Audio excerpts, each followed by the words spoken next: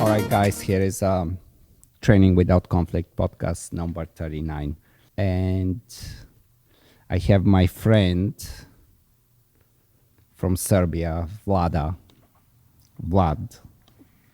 It's kind of like Ivan or Ivan, you know? It's like you never know what to say. And yeah, how long you were here now? It's been, when did you come? It's been more than 2 weeks for sure, right? Almost 3 weeks I'm here, yeah. And so we have, man, I don't even know how far back we go, because we've, like, I know in quite a few competition, when we went to Europe, you helped me with training, with helper work, getting the dogs ready, and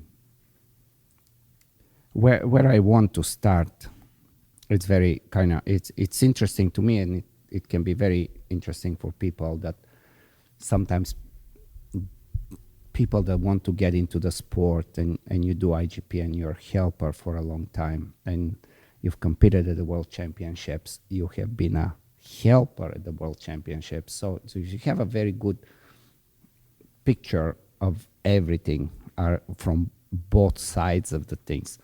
But what is really interesting and should be very motivating to people is that in Serbia, there is no IGP. There is no real clubs. There is no teams. There is no training.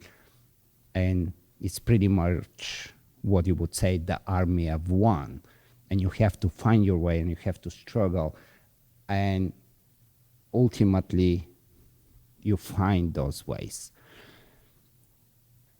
A lot of people, just because they don't have a helper, or because they don't have a coach, or, I mean, there is so many reasons why you kind of get excited about the sport, but then you feel that there is no team behind you, there is no support base, and you kind of quit.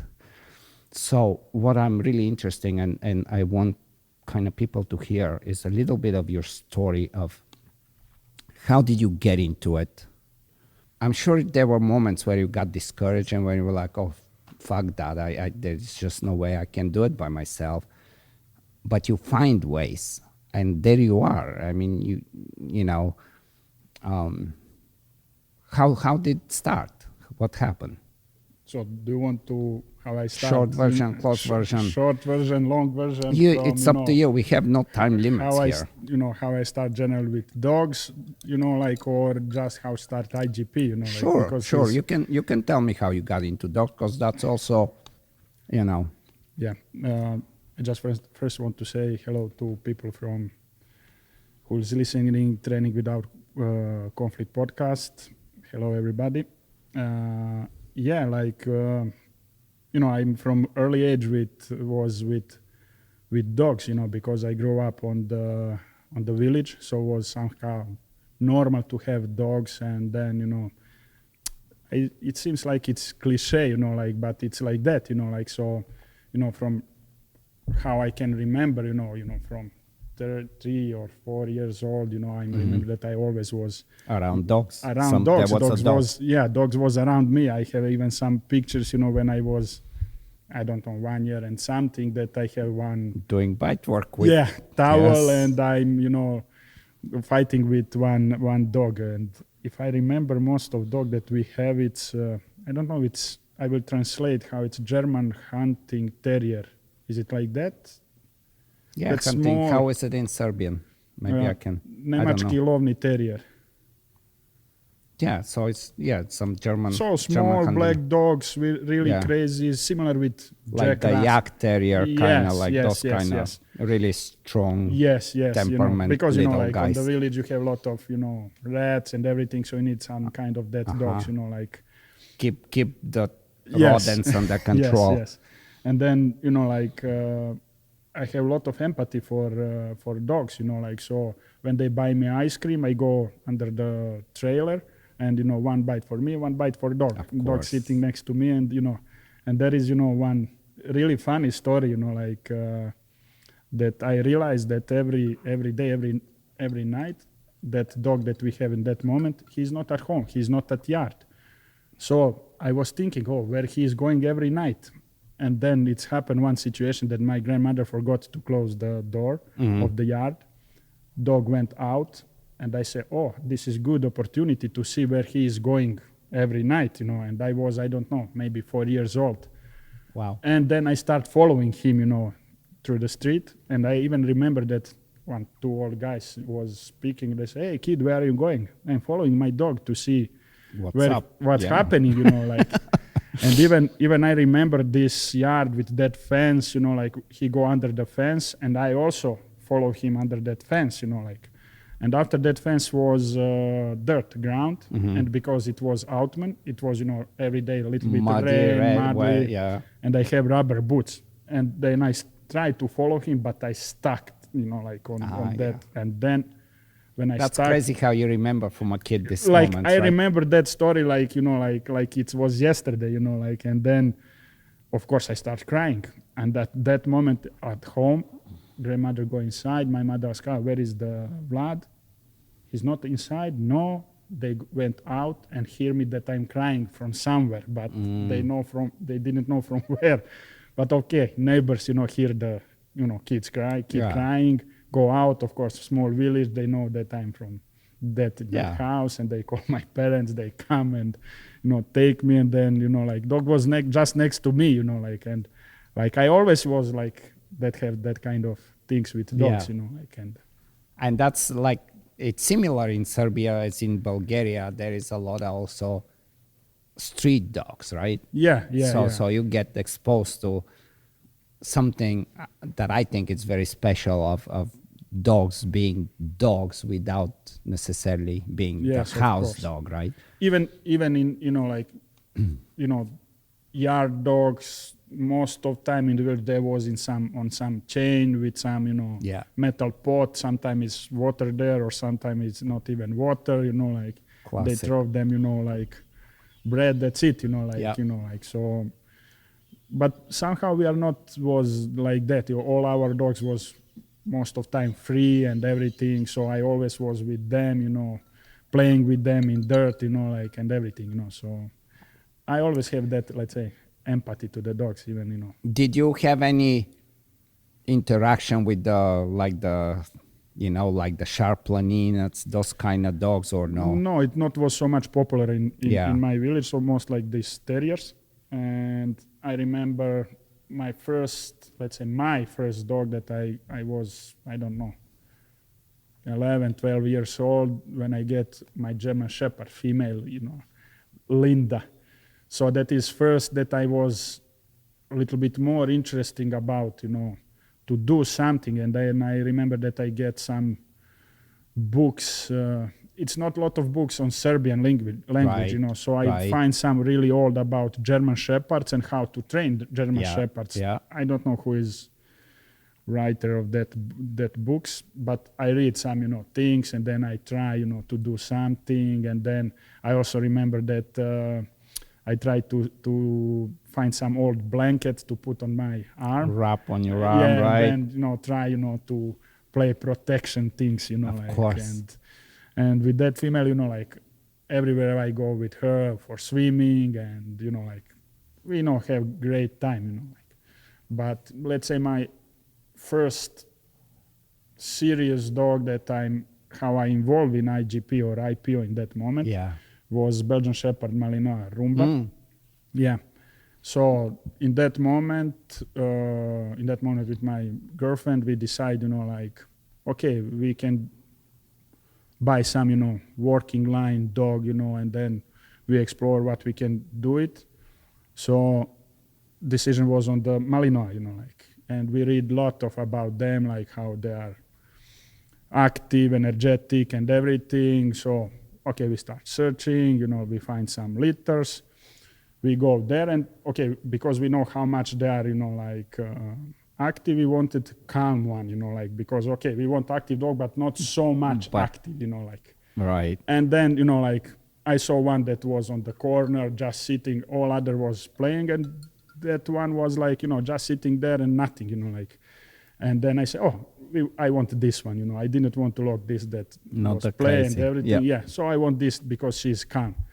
And there is, I will go over team a little bit. That is how people, you know, think when they go to choose puppy. In 1 hour they can see a lot of things, but you can't see nothing, you know. Like when you're choosing puppy, you need to have breeder that you trust him, that is from the beginning, you know, like with puppies, and you will say, okay, I want puppy for pet or for competition or for this, and then breeder, if he has experience and everything, he will say, oh, this puppy is for you, you know, like. But we was thinking, oh, this is most calm one, we want that one. Biggest mistake, you know, in that moment. Right. But it was right choice, you know, from this point when I look behind, it was right choice because she was like that. She pushed us, you know, like to do every time more and more and more. So when we come home, you know, like it was like switch immediately on the devil, you know, like. And then how like that, you know, like we started with some, you know, basic trainings. We went in some club, do some, you know, obedience, little bit, you know, basic obedience, pet obedience. And then we was like, oh, maybe we want agility. Then we do some trainings with agility. Then they say, oh, there is also some things, you know, like protection, you know. What is that? You know, like IGP or in that moment IPO. What is IPO? You know, like we didn't know nothing about that. But that is, you know, like tracking, obedience, protection.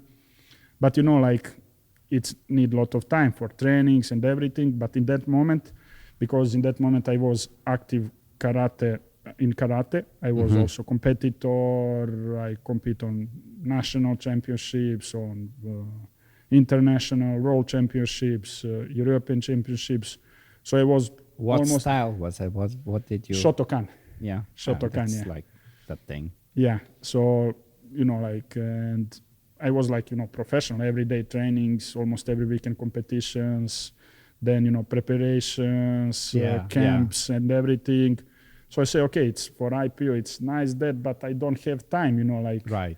To, it's you know, definitely a big, like, yes. Where do you put your time, right? But, you know, a little bit, okay, I do both things. When I have time, you know, like for trainings, I do some trainings, but my focus was karate, you know, like, because I was, let's say, really good in that. And then, you know, happened what situation that on one competition I injured my knee and it was necessary to do surgery and something more happened that I decided not to do and I decided to stop with karate. And then there is, you know, plenty of time. Right. So, you know, like, so I say, oh, what to do now, you know, because I'm used to do, you know, like every day, minimum 2 hours. The discipline of doing and everything. So I say, okay, now I have more time to make focus on dog training. And like that, I start, you know, like to be more and more and more in the IPO, you know. That was somehow start of all of this, you know. So as far as the protection sports, IPO was the thing in Serbia, or did they do any ring stuff or what? No, at most the time? Let's say we have, you know, trainers who do IPO, but I can say, you know, low level, you know, like IPO 1, and if somebody have IPO 3 in that moment, that was like, let's say, maximum. And then I, you know, like, and they stay and they don't, let's say, they don't want, you know, to do more. They are on comfort zone and that's it, you know, like, I remember one, because they teach me like that, you know, like we go in that club and they, okay, now you are on IPO 1, you are staying there some time, then you pass on IPO 2 because nobody is there. You are staying there sometime to collect cups and everything because, you know, nobody is there. And then when you want to retirement your dog, you pass IPO 3 and that's it, you know, like. So, okay, it's like that, you know, like, because you don't know, you know, it's like that's that. All, you know. And then my first seminar was with Mario Verslipe. And then... So that was all of a sudden a whole different... Yeah, something, you know, that's like totally you open my... a whole different door. Open, you know, like really big door and, you know. And then everything finished that first day. So, you know, dinner time and everything, he said, sitting next to me. And then I asked him, okay, when you start to prepare your dog for IPO 1, when for IPO 2, and then when for IPO 3. And he say, I don't understand. Then I repeat my question. He say again, I don't understand, that I was confused, so maybe my English not good. He say, no. I understanding what you are saying, but I don't see sense of it doesn't make sense. Yes, because, I immediately prepare my dog for IGP 3, IPO 3. Then I say, oh, normally, and then, when he spoke, I immediately everything connect with karate, in karate, if you have results, like kids, like in junior, or it's super. But if you don't make results like senior, it's, it's not, it's almost nothing, but, you need to improve yourself on high level, on the senior level. So it's same here. Okay, maybe you can be best in IPO 1 or 2, but if you don't make best things in IPO 3 on big competition, it's, okay, super bravo, but it's... Right. It's kind of like the saying of like you can be the king of your little village. Yes. But that's not what's about. Yeah, ideally you want to... I say everybody want to be champion in their yards, right. and a lot of them it's, champion in their yards or now on the social medias, but when it's time to go on big competitions... So the first serious thing was with Mario. That's a pretty good start. Yeah, but, before that, when I say, okay, I want to... When I see what is IPO, then I start, internet, searching, and then first videos what I watched was from Mario, and your videos, I think, from some World Championship 11, 12 years before. Yeah, those were the times that me and him were really so that is what I find strong. like okay, Mario, I think in that moment 2 or 3 time world champion, you 2-time world champion. So I say, okay, if I start with this, I want to be like those guys, because I was, in karate, I have that competition spirit, I want to fight with best one, I don't want, like you say, to be best in my village. I want to be best in country, to try to be best Europe, Balkan, world. I don't know, I always have this competition. Right, if you're putting time into something, you want to do the max you can, right? So then when we start with IPO competition, so my first IPO competitions, I won, I say, wow, my first dog, first competition, and I won, and there is people who is more years involved in all of this, so I won. I say, wow, super, then second competitions, we won again, wow, super. Then I say, okay, let's go further, I think I'm good at this. Yes, I was wow, super, I get this, so I say, okay, let's go somewhere, further. So first international competition was in Hungary. We check on internet, oh, there is some competition there. We went there, and then, cold shower, we say, Reality. I make obedience, judge read score, 70 points. Wow, my first thing was, okay, this judge don't like us, that was my first. Sure. Then, okay, I go out, take a little bit walk, put my dog in car, and I went back. Then I start watching other competitors, and then I say, okay, this is something different, There are levels to this, right? Yeah, not one level, but, 2-3 levels, above us, more focus, more precisely, more this. Then I say, okay, I now, then we go back in our club. I go to my trainers. I say, okay, this is not good, But they try, no, you see, he take you a lot of points here, a lot of points there, it's not just like that. I say, okay, but, I have my eyes, and maybe sometimes I too much criticize myself, even today, but just in that, too hard on yourself, yes, right? But I think that is something what push you, to go forward, when you have that self-critic, it's good to have it as long as you don't get discouraged and you start to go Yes, not away. yeah. If you're Sometimes like, oh shit, I need to I'm do. gonna go harder and better. I need to. Yeah, Yeah. sometimes I have even that I push myself back, but sometimes that's good. Sometimes let's say it's not. But Right. you need to have that, I think, self-critic, but not so much, like. And then, like after that, I say, okay, I will not do any more trainings in that club. Sorry. So then we start, search, and then that first seminar was with Mario. That like we spoke, like Yeah. open the big doors, like. Yeah. And then, like we start go around on seminars. Whenever we hear some seminars, it's, I don't know, in Croatia or and I remember that in that period you come in Bulgaria, I think twice. So I think we first time we meet there, like it's, I don't know. Yeah, that's quite a while back. Those Yeah, were really good times. Yeah, really, like I think maybe, 10, 11, 12 years before was. Yeah. Like, so, like that, we start seminars, learning. Which is in a very different way what you did. Because, again, you like in Serbia didn't have that strong tradition like how Germany or Yes, Belgium or Czechia. there is like already these champions and there is this tradition and structure and clubs and you can do places.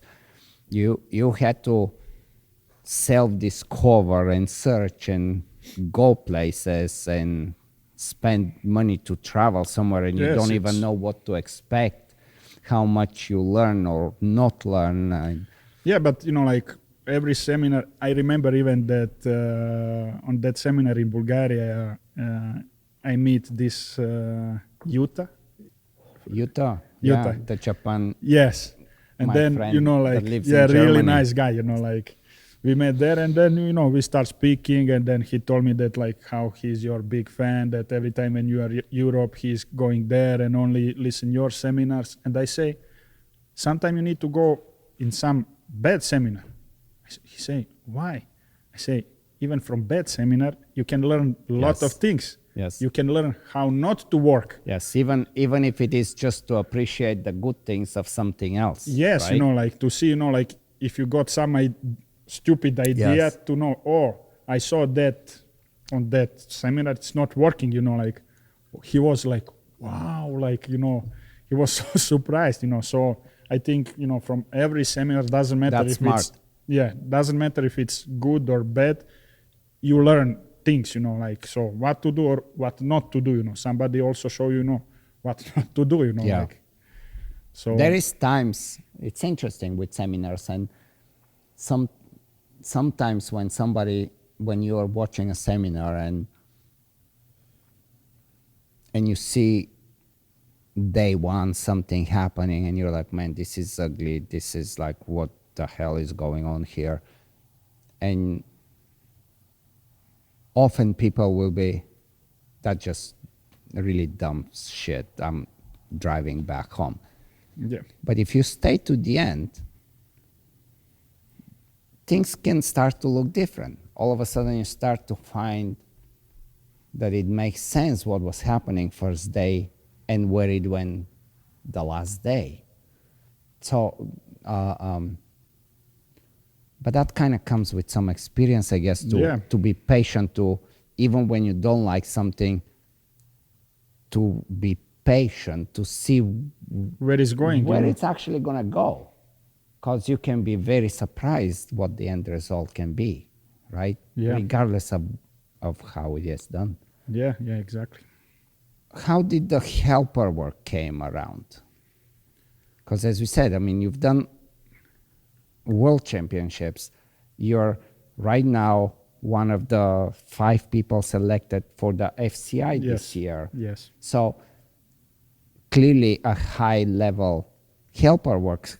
Tell me about that. How did that end up happening? So I think in that helper part, a lot of karate again helped me a lot of in that, because karate teach you movement, teach you this momentum, like, okay, I was in the fights.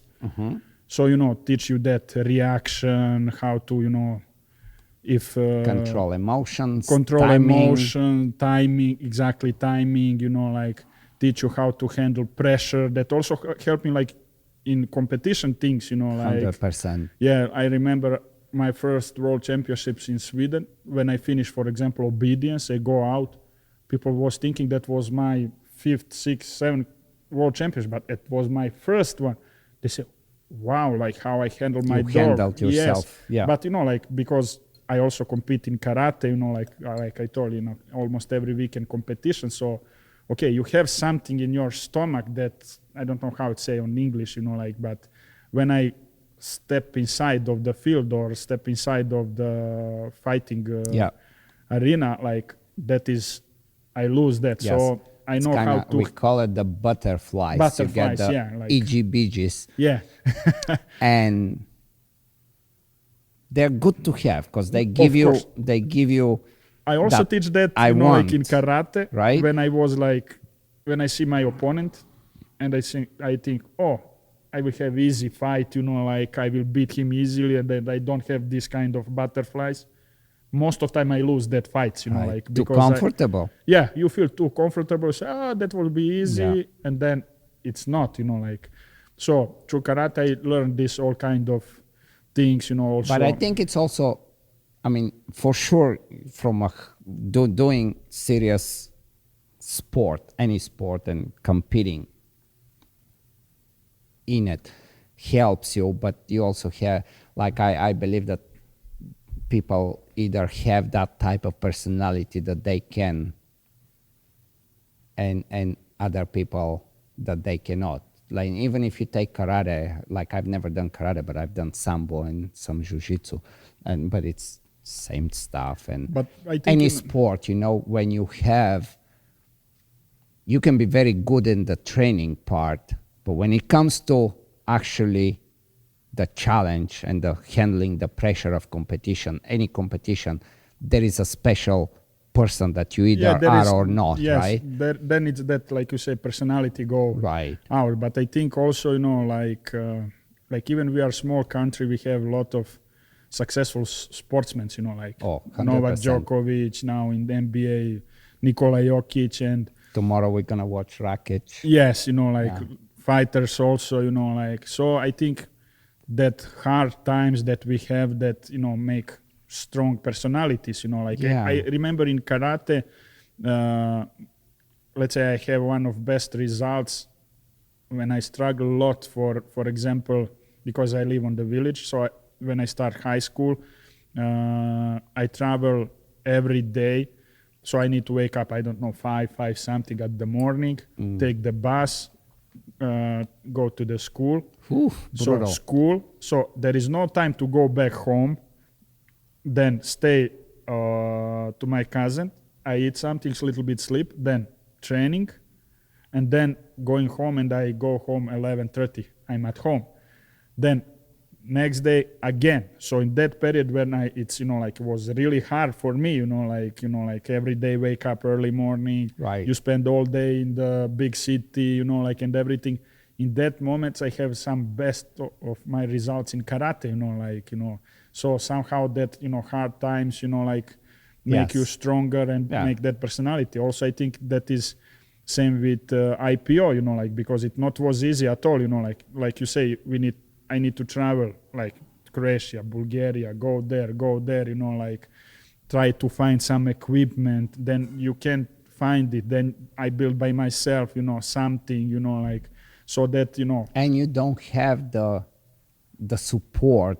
Like you can go to a workshop or a seminar, you can get something out, but then you come back home and now you're trying to replicate, and then something goes wrong. Yes. And now it's all you. You have to figure it out. Yes, how it's... You have to figure it out. There is nobody to... They show you, let's say, one step, but then you're like, after some time, you pass that step, so what next, so you are on alone, like on that. So let's say, like that, what all, like happen, like help you somehow, like. So how about my helper work? Yeah. So I remember one competition. It was one competition in Belgrade. I remember even Venci was competing there with his dog Champion, and I I remember him that he was, when he go out, like with his attitude, how he is walking, so proud, confident. With, I think also he has some black sunglasses, something like that. And I think he take on IGP3 on that moment. Andras Benke was judge. He take 99 on protection. Nice. Oh, that was wow, super. And then I go in the field. When there's some break, and then that helpers, I think was 2 helpers from Hungary. Of course, they put sleeve on the side.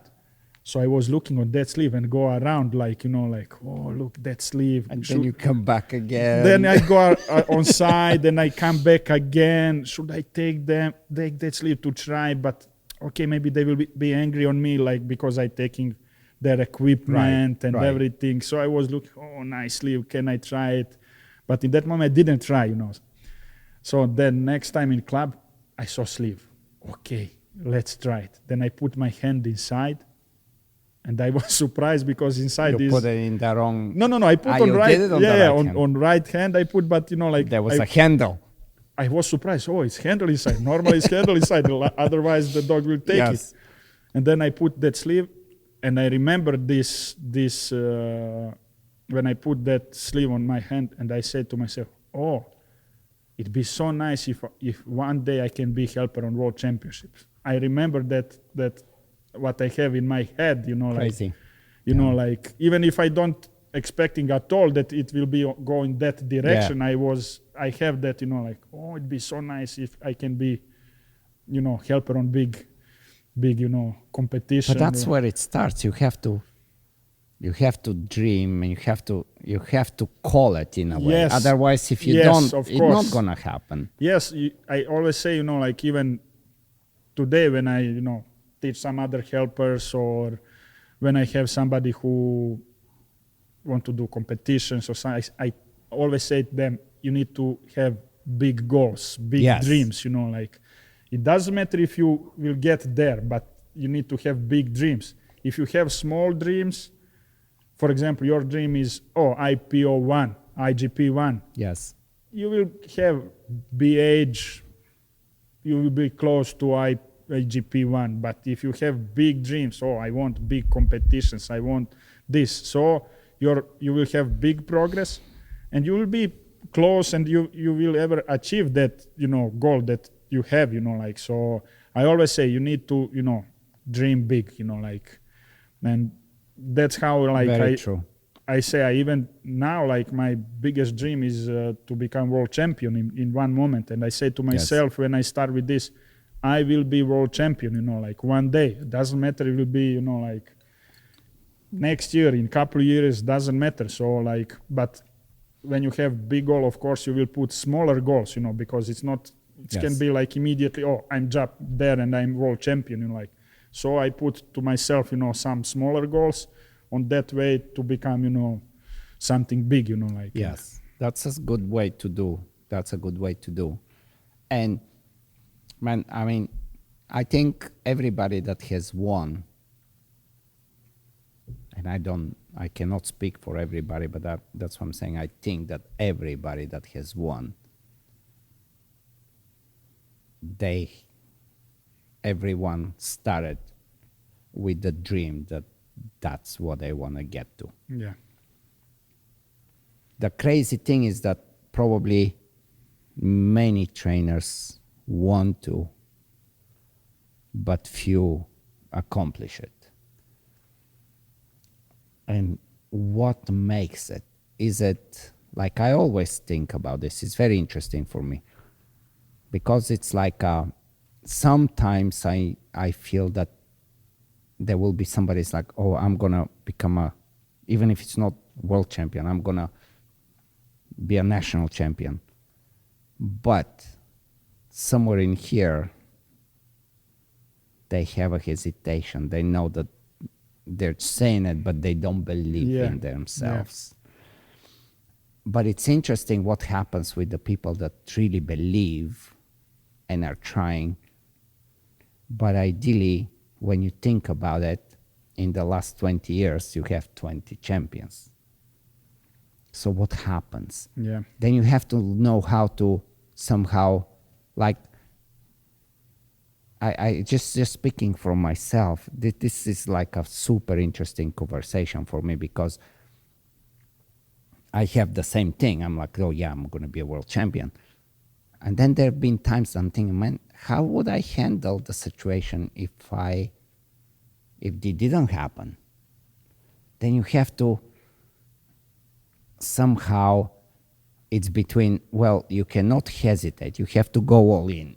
Like, for sure, if you want to become champion, you have to go all in. Yes, I think. But then somehow you have to be able to manage the disappointment and still continue to pursue the goal, right? Yes, I think it's, if you give your best, if you give 100% yourself, and then even if you don't succeed, you can say, oh, I didn't do this, Right. this, and this, and then you blame these things that you didn't do. Then you start blaming yourself. Why I didn't make this? Why I didn't make this? And because of that, I didn't achieve my goal. Yeah. But if you do your best, Yeah, you know, that's like, the discipline, right? yes, That's like if you when do, it's like, I no, say, no, okay. it's 5:30 and it's raining and it's cold, yeah. but I'm going to track. yes, Or my friends are going to a birthday party and I'll be back, I'll be there, but yeah, I need to go to the training field and do Yes. something with these are the sacrifices, right? yes, of course. Like, I again go back on karate. Karate teach me that, you know, friends call you, like, you know, in that moment you are like young guy, you know, just start, you know, parties and everything. Everybody go out, you know, like, you know, and then they start calling you. Then you say, oh, I can't. Tomorrow morning I have training, or tomorrow I have competitions, you know, like, and then, you know, this karate teach me that kind of discipline of trainings, for example, that it doesn't matter if it's tomorrow, like you say, rain day. I also remember one situation before this, my first world championship in Sweden. I wake up one morning, it's so heavy rain, like, you know, like, then I first think, no, I will not go. Then I say, oh, when I go tomorrow in Sweden, you know, like long trip, everything expensive. Then I go there and, oh, start rain. I will say, oh, Judge, sorry, my dog don't work on the rain. You know, Yes. like, no, it's not possible, you know, like. Yes. So I say, okay, let's go. And I find one field next to the bus station. And then I look on when I start laying the track, I look on face that people on bus station, oh, this guy probably is crazy. What he's doing, Yeah. in middle of the field, you know, heavy rain, and then, you know, after that with dogs, so probably he is crazy. He you needs know. some help. Yes. So, but that is how it's work, you know, like if you, I have the same stories. Like when I mean, that when I had to escape from, because it was communism, right? So Bulgaria, and I got somehow to Belgium, and then I started to train in the club, and then I don't know. I mean, that's so far out, but I think it was pretty intensive. I want to say that it was 3 times a week, but at least 2 times for sure. And I don't show up. And finally, one of the guys calls me. It's like, what's going on? I'm like, it's raining. He was laughing so hard he couldn't even talk. He's like, dude, it's always raining in Belgium. Get your ass to the club now. yeah, like, You know, it's like, yeah. So there's these things. It's very cool. And so back to the helper work. You got the sleeves, you got the bug inside, you got the, Yeah. I want to do. So they give me, you know, a little bit chance in that club, you know, like to do some, you know, with some dogs, some helper things, you know, like, and then somehow that stopped, you know, at all. So then in one period, nothing, you know, of helper work, you know, even if I buy, you know, my first helper pants, my first sleeve, whip, soft stick and everything. And then, you know, like nothing, you know, like, and in one moment, one of my friends, he called me, oh, do you want to do some, you know, helper work, protection work? He is taking dogs, you know, to prepare them, you know, for, you know, self-protection, guard work, and everything. He said, okay, like I need somebody, you can do whatever you want, Nice. like it's, even if you make some mistake, it's not that Yes, that dog it's it will go for forgivable. competition. Yep. So I immediately take that chance, like, and then I not maybe every day, but for sure every second day we do some, like helper works. Then I do, like what I was thinking that is good in that moment. So I do a little bit experiment, push more or less, see how dog react on that. Having the courage to experiment. Yes, so important. because it was, like not that pressure that if you make some big mistake, it's, like something bad happened to dog, like. And then, like that was like really, really nice experience for me, like to have that kind of dogs. And some dogs was, soft one, but even with that kind of dogs, you need to know how to, like build them self-confidence and everything. That was some, really strong dogs, aggressive dogs, so it was. You kind of right away got exposed and started to like, okay, I cannot work everybody the same way. Yes, right? yes. So I see, like difference with these dogs, like on this way, on that's that dog. That's just not gonna work with yes, that dog, yes, right? exactly. But that was, like really, really good experience for me, like, and like that I, start more and more and more. Then I pass helper license, and then, little by little bit I got chance for some to be helper on some exams, club like trials, right? Yeah, club trials. And then and that in that period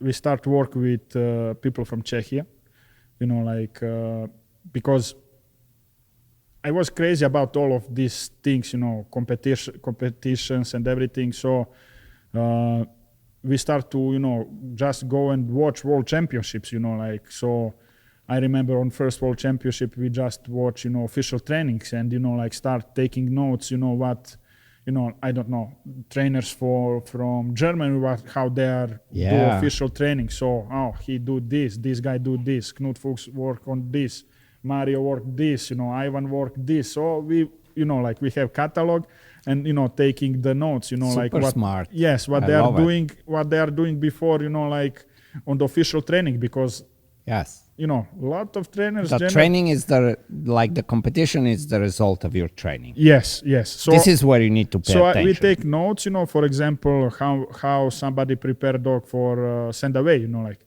and then after that I saw how that working on competition, like, so. Okay, this kind of preparation, or it's good on the competition or not good. So, Yes. And that was on the first championship, that this kind. Then on second, I wanted to see how competitors prepare themselves before they enter on the field. So I not was on the field, so I was behind the field, watching, how, like, it was interesting for me. For example, Knut Fuchs, when it's obedience, he come just on the normal color. When it's protection, he come on that harness area on harness. Right? So that is what was interesting for me. Like how competitors preparing dog and themselves for something. Like, so on that next one, I was behind of the field, and then on third one we meet that. People from Czechia, watching and everything, start a little bit speaking, from where you are, we are from Serbia, blah, blah, blah. And then we, we have good time. And then they say, okay, it'd be nice to visit Serbia. You are welcome. And then they come, that was like, I need to say like Iveta and Milena. They come first time in Serbia, and that it was like, let's say, because on seminars, seminar, trainers just speak on their technique, how they, how work from, let's say, from the beginning to the end. Yeah. But with Milan and with Iveta, they show us, training, like how they are really trained, like if it's some problems with this and this, and then that was like surprise for me. It's something, different, valuable. Yes. Yeah. Like, and then, like, they suggest us to bring Marek Urban. So that was next stage in our training, and he also he helped me a lot in my helper work in the training, and also like competition helper, because I can say for myself that I'm Czech style helper, like this kind of technique and everything in competition. Yeah. So he helped me a lot, and like in training also, and like in like competitor, like helper in competition, So we work, some periods together, and like I say, like I little bit by little bit get chance in some local trials, and then my first, let's say, bigger competition was in Croatia. They give me chance to be helper there. Like for their nationals or yeah, something? it was their national, national championship, Okay. Let's say it be 20 dogs, I think, like something like that. And then after that next competition was World Championship. So that was, like. So at that point, what did you feel more comfortable, the front or the back half? Like in that moment, like if you had the choice to say, this is the part I wanna do, which one you would take? From this moment, I always will choose, first part, technical part, because I go through this second part, and I know how hard one is, like, and so if I can choose now, for sure it will be first part, but like, because long attacks, it's special story, I can say. There is always something. Yes, for sure. That was, like, about that World Championship. So it's, it's sometime, not sometime. It's really hard, like, to be helper in other country, like, to get chance, like, to be there, like, like, and that championship was in Slovenia. Yeah. So talking about the World Championship. Yes, I mean, that was hard, throwing you really into a lion's cage. That soon. That's tough. There is also story about that, like how everything started, like, so the first plan was that FMBB be in Italy, but Italy canceled, and then Slovenia accept to be host of that FMBB. So when I hear that, immediately I have idea in my head. Because I was in good relationship with people in Slovenia. Yeah. So I call my really good friend Nenad Milojevic. So I call him and say, I have one idea. So if you can come to my house to speak about that. And then he come to me, say, okay, I'm listening, I say, do you know that FMBB this year or next year will be, like in Slovenia? So I have idea if we can work somehow just to be reserved there. To let you try there. Yeah, but to give me chance just to, sitting there, to be reserved and to be there, that will be even a good start. Yes, good start, Yes, it's actually the better start. Yes, right? Yes. And he told me, like, and then I always like, and even today I have a lot of, conversation with him, and I think also he helped me a lot to stay on the ground, like in all period, like even today, like to not, when you achieve something, a lot of people start flying, like, and not touching the ground, but he always, like, and because of that, I a lot of time like to, speak with him, because I remember first time when I asked him something, he told me like this: you don't need second mother and father to praise you, like to say what is good. So if you ask me about opinion, I will tell you, like, honestly what I think and what I think you can do better, So in that moment when he come to my home, I tell him, okay, if we can work on that to just be reserved there. And he told me like this, like, I think that your idea on the edge of the road. Then I was, like, what happened? I was confused, like, and he then next was like this, like, I don't think that you don't deserve to be there. I think you are a good helper, but to go there in another country where they have their own helpers, and just to come there and say, hey, I want to this guy to put him to be reserve, it's, you know, it's not nice, you know, it's really hard. Especially when somebody can say, well, who is he? What has he done? Yes, like how? You know, why? You know, like he come from some Serbia, you know, like I didn't have experience of previous competitions, nothing, you know, like.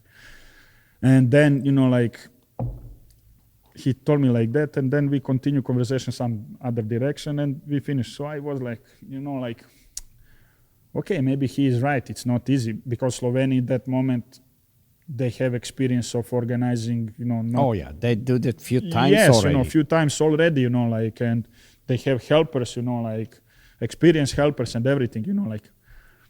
And then, you know, like, okay, not good idea at all.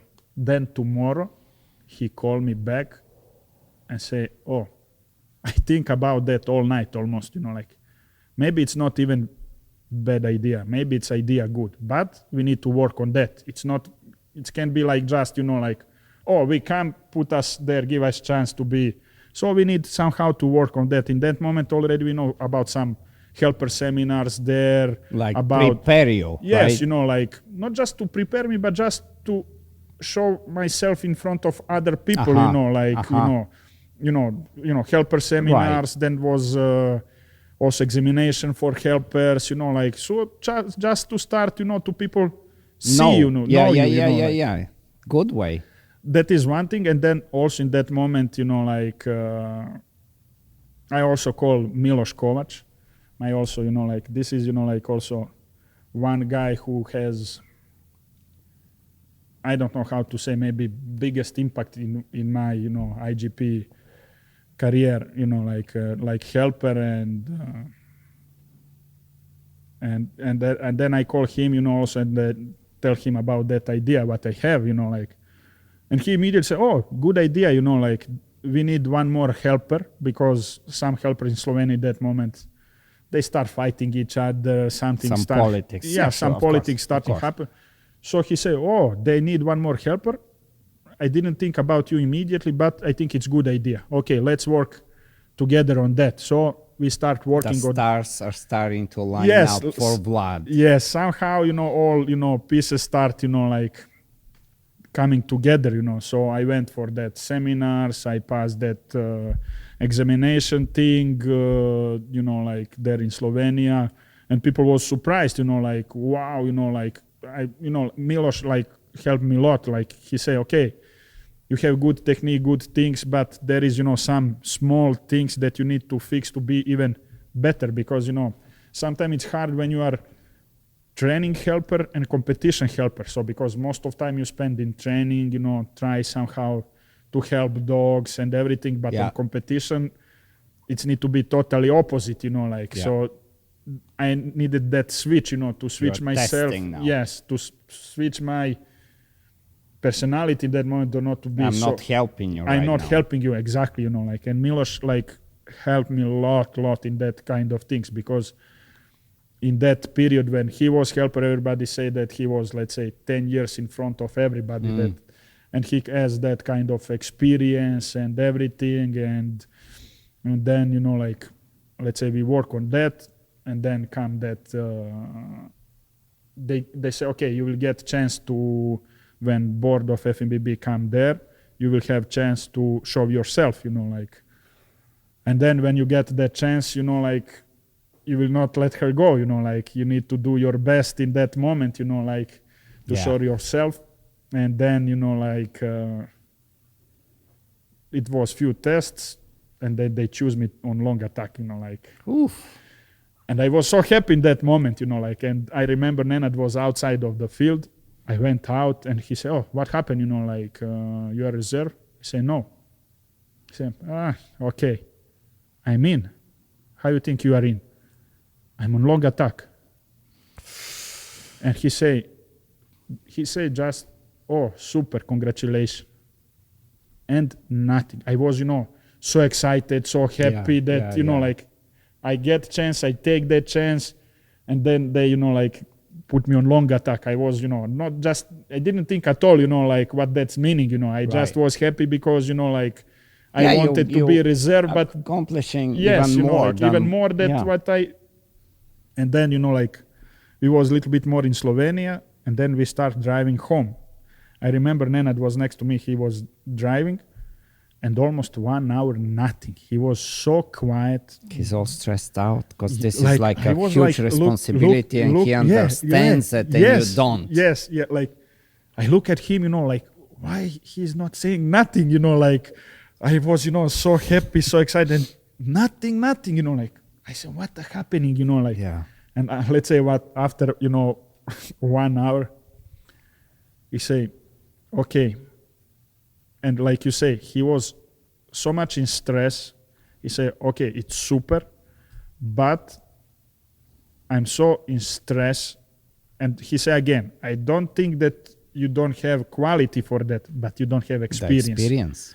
You don't have experience. And this, this competition, these world championships can put you on the top, or can you put, and also it can be the end of your career. It can be 100%. The end. And it's more chance to be end of my career because of that. I don't have experience, long attack, malice, like crazy, fast and everything.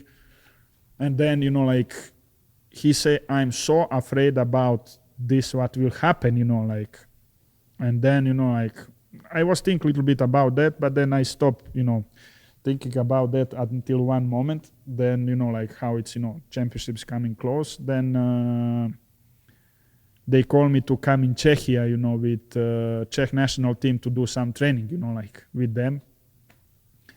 And I went there. So first round was, let's say, easy work. You had a lot of learning. Listen this, like it was, first round was like, okay, warm up for dogs, for me and everything. And then we have, break. And then Plechacek asked me, why you want to be, helper on long attack, especially on FMBB? Right. Then I say, but like this is something, honor for me, like I'm coming from Serbia. What kind of honor? Did you see how fast this dog is there? Do you want to people, like swear at you? To tell all. I said no, but you will see, like. And then we start second round of training. And then we take, really long distance, really long attacks. And those missiles are coming. Oh, man. Like, then after that, I realize, oh, shit. Oh, like, like now then I start become a little bit concerned and maybe a little bit afraid, what can happen, like, and it's a big responsibility. Yes. The long bite is a big responsibility. Like I always say, like even when I teaching the helpers and when I come to that part of long attack, first what I say, most important part is about helper work. It's not every helper for long attack. Absolutely. And I tell them that first most important, that not everybody for long attack. And second thing, that don't mean that you are not a good helper.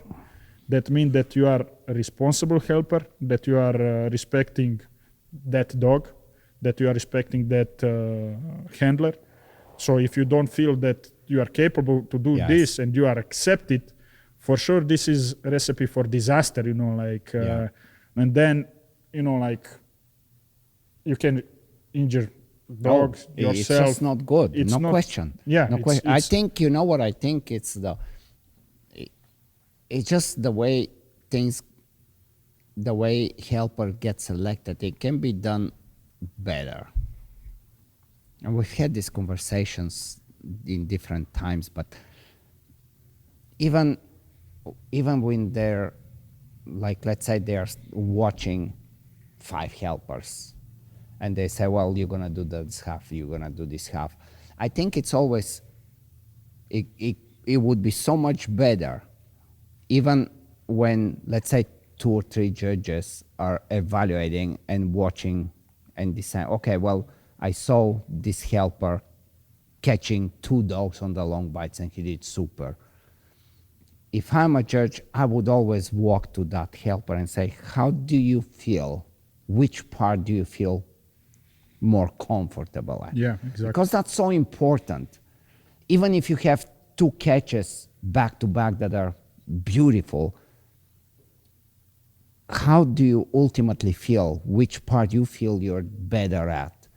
It's important for the judge to know, but they never really seem to ask you that. That in that FMBB 2018, they ask before, is somebody don't want to do long attacks, or they more prefer longs or short, Good. So I remember then in that moment they ask us, Cool. how do you feel, so. Very good. But I think even if they ask, I'm not sure that you have the experience to answer it correctly. Yes. So yeah, wow. that was, but again, I go back, like I need again to say like how much Milos helped me, like about my preparation, like mental preparation, how, to be focused, how to handle that kind of pressure. I speak a lot of time with him, and I need to say how much he is today missing, how much I miss him, and how much I need this kind of conversation again, even that some months before when we have that helper selection in Croatia for FCI, like I try to remember what kind of things he's telling me, and on which, for what I need to be prepared, so. Me and Milos, we were friends for a long time. And of course he's in Europe, I'm in the States, but we go to competition and somehow, I don't know why, but we end up talking. And every time we had incredible conversation, like very, very interesting and stimulating, like you get excited about talking dogs with him. I don't know, that was like early 90s. And he had a dog that his name was Ivan. and he was doing really good. And I'm like, man, he has a chance. And at that point, I didn't even talk to the guy. I didn't know him. He had I don't remember, but he had good scores in obedience in tracking. Good enough to place in a good place. And he's doing the first part of protection. It's going really good. He goes, like I remember it like it was yesterday. He goes for healing for the long bite. He puts the dog on a sit. And the dog somehow, as he walked away, he saw the helper going out of the field. And he got fixated looking there, like so strong that the second helper comes out, comes forward, keeps yelling, he is there. I'm like, what is that gonna look like? And of course it ended up very bad because he eventually got the bite, but he went like this, but ultimately because of all the conversations we've had, and regardless of how he was training and everything, he had very good passion and understanding. And then he became a judge. And I had him and Moitza. He judged one of the Malinois Nationals here. He stayed in my house too. I didn't know that. Oh, no, we have quite a bit of good friendship we had with him. And Nenad also is not a foreigner in the States. Like in the 90s and early 2000, when we had a different president with AWDF, and somehow he always would come, even if he didn't judge, he would be in some way involved with the organization, but in a very good way.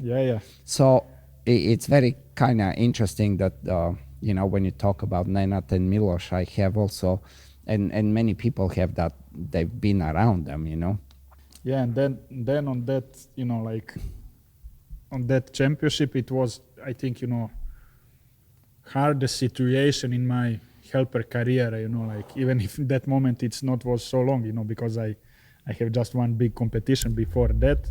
So it happened one situation with one dog from Germany, from Mauro and Wagner. I think I say good that name, with dog Blue.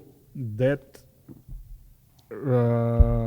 we have, let's say, impact with dog and dog go out injured, Yeah. you know, like, oh, that was like hardest, you know, like time for me, you know, like, because, you know, I also think, you know, like when you are helper and competitor, that you are even better understanding, you know, like The importance of yes, of of course. everything, you know, like, and I think that every helper, you know, like need to be involved also in to be like competitor, you know, to have To this kind of appreciate yes, exactly, you know, like, and the respect and everything, you know. So that happened, and it was on the middle of the group, you know, like, so it's not like, oh, like I will stop now. I was there. I saw it. Yeah, like, Of course. This is never an easy thing. So I'm curious to hear your take right now yes, you after know, like, so many years, because I know this is something that as a helper stays with you. yeah, it's, And you it know, changes how you see it. So I'm but very stay, curious. you know, like, even if you like, you know, okay, you never can forget this, you know, like, but even if you are living the past, you know, like, then people come, you know, like, some on bad way, some of good way, try to ask, you know, but more is, Especially at the moment, especially in that moment, emotions are running in high. that moment was like, but I need to clear my head because it was in middle group. Yes. So it was 4 dogs more. You cannot stay shaken. You need to, you know, like, you know, to try to stay focused, you know, to not happen again. Extremely tough place. Like, and then again, I go back, like, how much karate helped me, like, in this situation, to try to clear my head and to finish that group. And then, you know, like, I finished that group and we go to dressing room, and I remember that I entered in building, and, you know, in my head was like, you know, like, I don't hear nothing, you know, like it and then somebody stopped me and start talking something, and then I start looking, and then I just remember that I see German flag on the chest. Oh man, I was thinking, oh, now they come, you know, to, you know, blame me about all of this and everything. That was my first thing, you know, like, you know, for sure they come, you know, to argument with me, you know, but in one moment that was hardest situation on the field, and then maybe one of the best thing in that moment, because 2 team leaders come to me, and I don't remember who was. Like, I know just one of them is also helper in Germany, really good helper, and both of them come to me to say that it's not my fault, that I'm doing amazing job, and, you know, like, and then just to continue like that, because it's, you know, like, everything, it's okay, it's can happen when you are like doing like that on that level, that normally that can happen. Something can happen. Yeah, something can happen, you know, like, so that they also told me that they spoke with other people from German team, and then that I have support from all of them. That's so cool. That was, you know, like, so cool from them, because I feel a little bit relief, you know, after that, you know, like, because, you know, they come and give me support, you know, like, of course. And then, you know, like, and that's a hard time to give support, because you know, and then, you know, then, you know, even if they try to put me out of, you know, like, all of these rumors and everything, of course it's come to you, you know, and then they say, oh, broken neck, broken spine, broken ribs, broken this. So a lot of information come to me, like, you know, even I didn't know if it's true or not, you know, like, right. And then, you know, after some hours, you know, like, the Mauren text me, like, because she go to one vet, second vet, one vet say like this, second vet like that. So she take her dog and went to Germany immediately to her vet. They check everything, and then she text me, like, and that was like really nice also from her, you know, like, and I don't know how many competitors, because in that moment, you know, like, you are in high emotion, your dog is injured and everything, you know, like, it's a roller coaster. Yeah, it's, you know, like, and she texted me like that, okay, dog is injured, nothing serious. She told me, like, just dog stretch some muscles on the back, that if I remember well, some old injury that she said that happened to her dog, but when she accept to compete on that kind of level of competitions, there is also chance to something. You're taking, Yeah, that's for sure. you take that risk, like that something like that can happen. That she said why that happened to her dog, but still she's accepting that is high level for competitions. She's not blaming me at all. That's it. Just continue with your work. Everything it's okay. Wow. So that was like for me. A lot of people wouldn't do that. But that's the right thing to do, because you're not doing anything on purpose, right? Yeah, you're of not course, doing this on purpose. It's a tough one. But after that, I remember me walking to you also. I'm like, you gotta shake this off, and you really cannot stay with this because you have so many. You had 2 more days to go. Yes. I'm like, you cannot. You probably when I came to you, I don't think you would remember because you were. No, I was. There was a very much. Yes, I was. I remember when that happened, and then I go out after that dog. I remember that I throw my sleeve, and that I was saying to me, I don't want anymore, Right.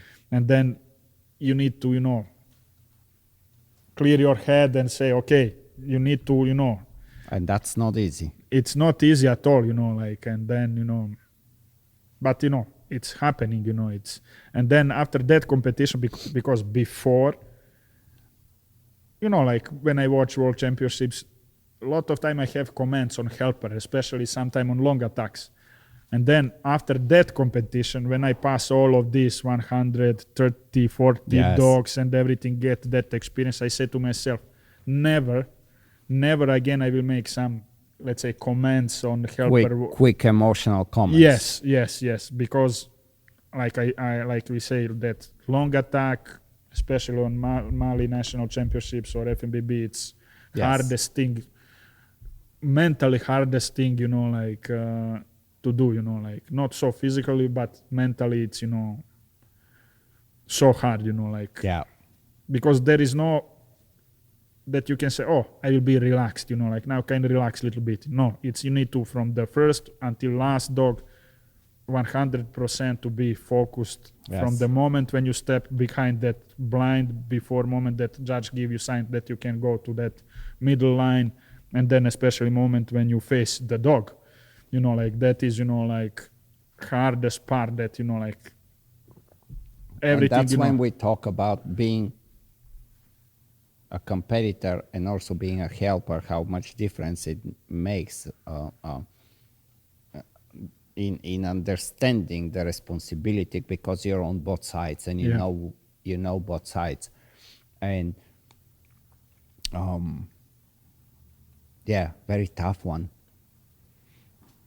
Man, you had a incredible, I mean really from where you're studying and how much you had to search and find your ways, because again there is not much, if any, tradition in the country to going right away into a world championship on a Malinois championship, doing the back half, and of course something didn't go as good as it had to, which happens in every competition. This is inevitable. Right? There's no way you can catch 120 dogs without correctly. any. There is absolutely not possible. But that's a lot of people don't understand that, because they didn't was there. And after that, I have a lot of comments from the people who even didn't do helper works at all, never, even on training. And then they start making comments. Look this, he injured the dog and everything, that was, crazy. Even, if you try not to listen this, it's somehow, you hear this kind of comments, and. So let's go back to your dog, because he's gonna be what? How old is he now? in May he will be 10 years old. He will be 10 years old, yes. And you're still planning to do the Sasit in Dubrovnik. In or where Dobrich, is it? In Dobrich. In Czechia. Yeah. Yeah, I have for now this plan to, you know. And how old was he when he got this beautiful obedience score? Like, was it a year ago, 2 years? Half year before. Right. Yeah, in Memorial Miloš Kovac. Right. It was he 9.5, you know, like, and we got best obedience, you know, 96, you know. But he's, you know, like in you know, really good shape, you know, even if he's like in 1 month or 2 he will be 10. He's gonna be with the walkers coming on the field. No, he's still But he's not you giving know, up. no, he's still, you know, like when I look at him, you know, like how much he's happy when go on the training, and I don't see him at all, you know, like in any situation, you know, like in the training, obedience or protection, that he's, you know, going down, you know, with something that Right. it's, you know, like you can feel, oh, he's like grandpa, but it's no, you know, like. I mean, But it's insane. I mean, there is not that many dogs at that age that can still not just participate, but really do it. Yes, you know. Competitive, right? Like even now in Slovenia last year on FCI he was 9 and something. Still he has, you know, like, you know, obedience. Okay, we have some mistake, you know, like because I always Yeah, want, but you were making, you know, like this is training stuff, right? It's always training stuff too. yes, you know, like okay, you know, like, but still, you know, like even that people was like, wow, like 9 year and Yes. something, like, and on that kind of level of work was. Yes.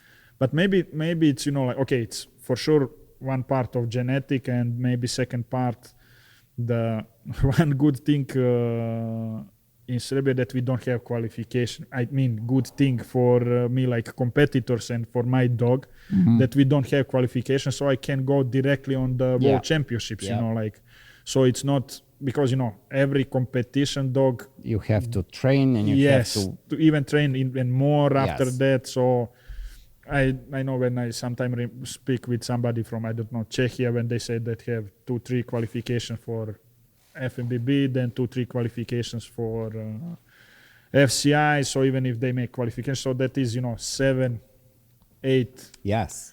trials, you know. And that's not that easy is- for an yeah. older dog to Yes, stay in yes, shape. in and- shape, you know. So it's even more, you know, harder trainings, you know, like, and after every trials to get some experience of Right.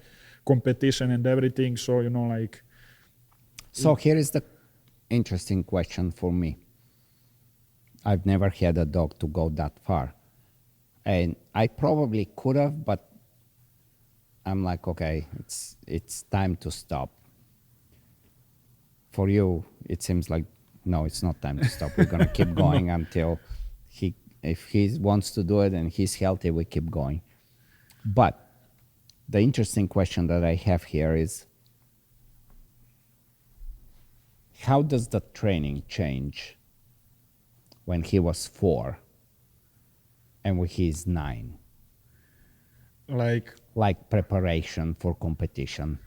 so when he was, Because when he's 9, yeah, he cannot do as much, but he knows. yes, now, To where when he was 3, you can do a lot, yes, but exactly. he didn't know. Now we don't work hard, we work smart, you know, like that is, you know, like, so now I need to be, you know, smarter in training, so it's not to be so hard for him. Overwork him. Yes, of course, you know, even if he won't, you know, like, I said, you know, like that probably he will die with Yeah. sleeve in mouth, you know, like, so. Which is not a bad way, right? Yeah, it'd be nice that, you know, so, you know, like, even if he won't, I need, you know, to stop. So, you know, like, now it's sometime, you know, like leave him in the yard, you know, he's running, barking. So now there is no more that kind of things, because, you know, like, he easily become injured, you know, like, Yes. he start running, you know, chasing something, you know, then stopping that, and then he come, you know, a little bit limping, you know, like, so Right. this kind of things I try, you know, to stop, and then, you know, more time to, you know, warm up him, more time to cool down him, a little bit, you know, stretching, you know, like, so let's say, you know, when he was young, you know, like you say, oh, no problem, you know, just from car go out, you know, Yeah. like We go, we do, when we do it Yes. again, and we do it yes, again. yes, no problem, you know, like. So it's, you know, like I say, you know, like we need to train more smarter, you know, like. But okay, now he has, you know, experience. He know, you know, how things work, you know, like. So it's now it's just to keep him in the form, you know, like that, you know. That's it, you know, like, because Yeah. about, you know, training, you know, he has all. He knows. Yeah, he know. He knows. Yeah. So, next question. We have obedience, we have tracking, we have protection. When they're young, one phase is better than another. As they get older, the phases that they get better start to kind of change. Did that happen with him, to where was he always really good at one phase and not as good in one phase? I was with him. I was thinking that obedience will be worst part for him, you know, like, because Really? yeah, I was thinking like that, because from early age he was so hard to train him in obedience. It was like, it was situation that I want to kill him, you know, like in the training. That was, Frustrating. yeah, so much frustration for me. Like I was thinking, oh, obedience for sure will be worst discipline for him.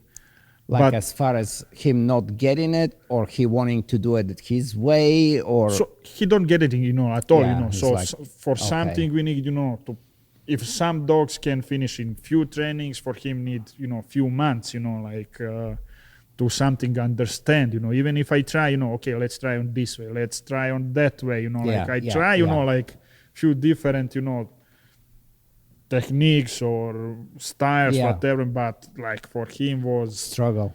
like really struggling, you know. But then when he gets something, he was like, for example, that is difference with female and him, you know. For female, she was, you know, so smart.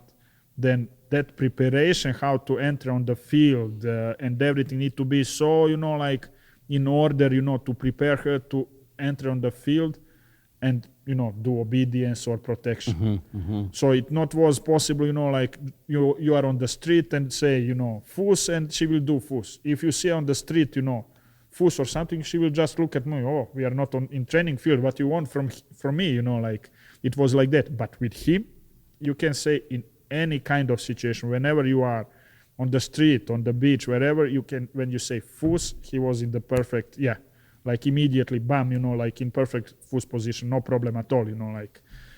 So that was different, you know, like. And sometimes I say that for IGP we need a little bit stupid dogs, you know, like, you know, because all these routines and everything. So sometimes, you know, like, Yeah, they can get bored of like, okay, Yes. I've done this 100 million times. So, Yeah. Yeah. so like, so but for protection, the thing it was that I didn't have helper for him, so I was also helper for him.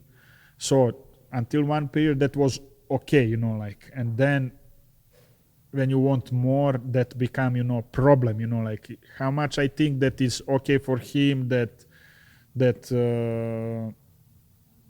it's look okay, then I see that it's not okay. So Right.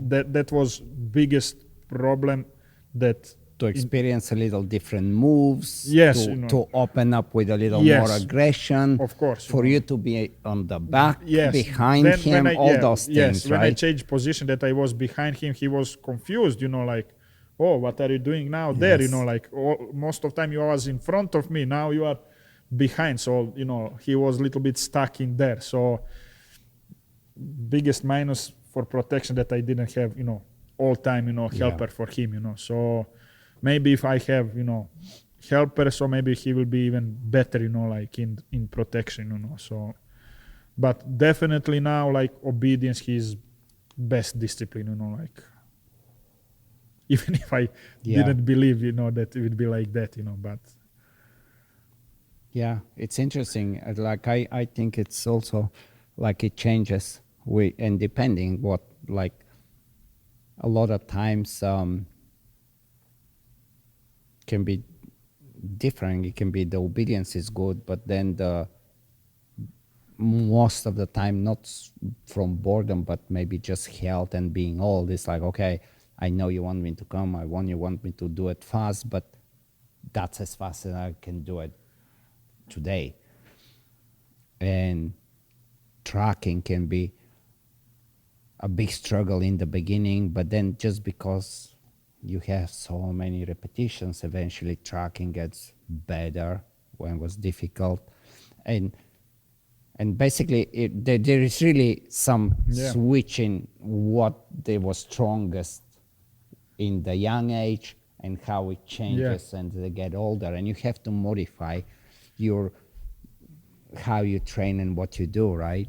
Yeah, with him I didn't see that it's something changing, you know, like I told you, I didn't see any kind of change, even if he is now 10 years old almost. So what's the plan? How are you gonna do the training to prepare for the I mean, this is what, like 3 months from now? Yeah, in 3 months. So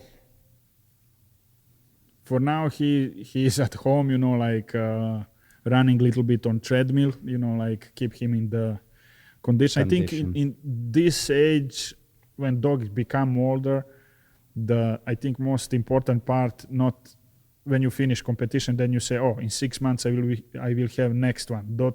I think it's most important, okay, not to keep him in top form, but also not allow dog to go completely regress. Yeah.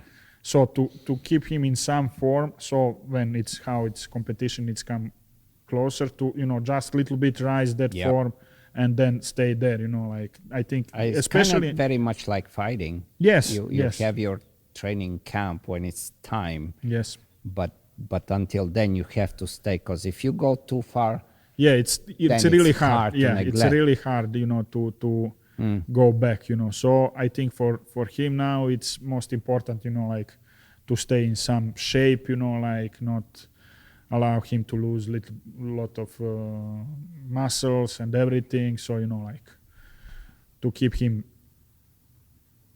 in some, let's say, middle form, you know. That is, you know, how I think for now, you know, like that will be, you know, most important. Yeah. So now you also, I mean, lately you've been almost every weekend somewhere doing seminars and working dogs. Yes. Like a lot. How does that feel, and how? Sometimes you ask me about how it's generally or how it's with training. I mean, both. Like how does going places help you to get better in what you do and appreciate, and also how do you deal with being every weekend somewhere and not being at home with the dogs to prepare? Yes, like about that first, how it's helping me to be better, that from every workshop or seminar, however, you know, like even if I try, you know, to help people to be better, I also learn a lot of things from that people, you know, because, you know, different people, they come with something. So even some of them, you know, it's with experience, some of them of not experienced, you know, like even from that kind of people, you can, you know, even small things you can, you know, take, you know, like see something that you didn't have idea about something, then you see, oh, look this, they are doing something that maybe can help in my training, you know, some kind of technique or something. So generally that is also good for me, because I'm not saying that, oh, I'm now good in this and I'm stopped there. I always try to be better and better, you know, like to every... Keep the door open and take what you like. Yes, of course. And I think I also, for helpers and also for people who is want to compete or they already compete, I always tell them, don't be satisfied with yourself, you know, like even like you say that when I watch Disobedience, where we get 96, when I watch video, I say, oh, we got 96, but still can be better, you know, like even if it's 96, I see some parts that I don't like. Every time when I finish some helper competition, like helper, when these videos go on the working dogs, I start watching these videos. How soon do you watch the videos after? Immediately Oh, when they really? put, like Oh, I wow. just, wait, like immediately when they go out, like I start, watching and, try to see what can be better, like even if some, oh, you do super, helper work, everything was super. No, I tried, to find, Evaluate. yes, Yeah, yeah, what yeah. can be, even better, like, and almost a lot of time I'm not satisfied. Oh, this can be better. This can be better. So I push myself to, every day be better and better. That I also say to helpers, don't be satisfied with yourself. Push yourself even more and more. What about the dogs staying at home and and everything, the life at home versus being on the road? So when I have, chance or opportunity, I take, dog with me, even if it's, like sometime, they stay, couple of hours in car, like, but sometime, like when I travel and then I know place where I go that it's okay, then I take my dog with me and, try to make some trainings with them also, sometimes it's good, new field, Yeah. then it's also think about that it's a lot of people around, like that is also one thing, like when I train at home, most of time I'm alone in the field, like, and that is also some of experience what dog need to The get. preparation of Yes. the feel of yeah. That is, like, for example, because I travel a lot of time in Czechia, like, and then most of time on training fields there, it's, 10, 15 people, 20 people's there. enough to get the feel of. Yes, and then especially, like they say, oh, this guy's coming on the field, he need competition, preparation, Yeah. so they are cheering, they are loud. Nice. It doesn't matter if it's on the tracking or Yeah. on the obedience, protection. So the dogs used to be on that kind of, Environment. like environment Smart. and everything, like, so sometimes, like when I have, opportunity, I take dog with me, so to use that people who is on the workshop or seminar, to change a little bit, atmosphere and, Yeah. and everything. But there is also times when they are staying at home, like the good thing that is Natalia at home, like, and then she take care about dogs and, like I said, to try to stay in the shape, especially keep them. Yes. Especially now when I'm, like I'm out of home, 3 weeks, Yes. like, and then, she's doing, good job that, that try to keep, especially, Duke, that he's, like old guy, like, and then, like I said before, he's on treadmill, like. Yeah, they all need different Yes. attention, Yes, different yes, kind yes, of attention, yes, right? yes. It was hard for me to do this. I tried it for a little bit when I was traveling a lot, to take my dogs with me for that reason. But after seminar, I always felt very empty.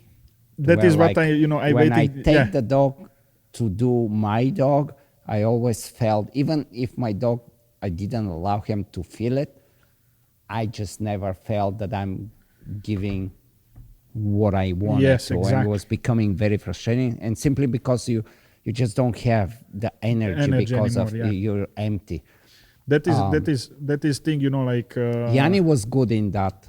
Every time Yanni would come and he would bring his dog, he would work, but he will always find time and he would bring his dog.